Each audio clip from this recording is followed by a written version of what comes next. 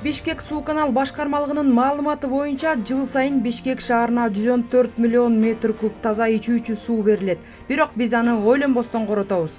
Кайталангыс ичүүчү сууну сугатка жана техникалык керектөөлөргө тонналап сарптайбыз. Бир гана кранда аккан ширеңкенин калыңдыгындагы агым канализацияга 400 литр баа жеткис сууну коротот.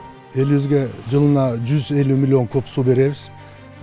Саатына болсо 7800-8000 кубка чейин суу беребиз. Жайкы учурда суу көп колдонушат. Ошол маалда суу тартыш болуп калат. Анткени элдин көбү жайында биздин сууну сугатка колдонуп коюшат. Ошон үчүн кээ бир учурда, кээ бир жерлерде суу аз болуп жетпей калышат учурлар. 2024 жыл тарыхтагы эң ысык жыл болушу мүмкүн. Окумуштуулардын айтымында климаттын өзгөрүшү көптөгөн өлкөлөрдө кургакчылык алып келет. Алардын катарында Кыргызстан да бар. Кыш мезгилинин жылуу болушу жана кардын, жаан-чачындын аз болушу жакын арада өлкө суу тартыштыгына дуушар болоорун билдирет. Борбордук Азиянын бардык өлкөлөрү олуттуу суу кризисинин алдында турушат. Мындай абалда кошуна өлкөлөрдөн жардам күтө албайбыз. Суу аз жана кургакчылык болгон мезгилде сууну үнөмдөө өтө маанилүү. Соолуп калган дарыялар, көлдөр, бош суу сактагычтар жана кургап калган талаалар өткөн жыл ушундай көрүнүштөр менен эсте калды. А быйылкы жыл кандай болот? Бул ар бирибизден көз каранды. Дал ушул маселени мамлекет башчысы улустун улуу күнү менен куттуктап жатып баса белгилеп кетти. Өлкөнү өнүктүрүү, эл журтубуздун жашоо турмушун жакшыртуу жаатында алдыбызга бийик мүдөө максаттарды коюп, аларды ишке ашырабыз деген дем күч, бекем ишеним менен Ноорузга аяк басып олтурабыз. Өткөн жылы өлкө аймагында сугат каналдарын тазалоо иштерин колго алсак, бул жылы БДР менен БСРларды калыбына келтирүү, жаңыларын куруу иштерин жолго коюунун камын көрүп жатабыз. Ошону менен бирге ирригациялык курулмаларды оңдоо, айылдарды таза суу менен камсыздоо системасынын курулушун жүргүзүүгө басым жасайлы деп турабыз. Планетада климат өзгөрүп, барган сайын суу тартыштыгы байкала баштаган маалда жашап жатабыз. Ошентсе да биздин ата-бабаларыбыз суу сыйлаган зор болор, суу кордогон кор болор деп суунун баркын эчак эле эки ооз сөз менен таасын белгилеп коюшкан экен. Мына ошондуктан өлкөбүздүн башкы жаратылыш байлыгы болгон сууну жана энергетикалык ресурстарды ары сарамжал, ары туура пайдаланууну башкы максат кылып келатабыз.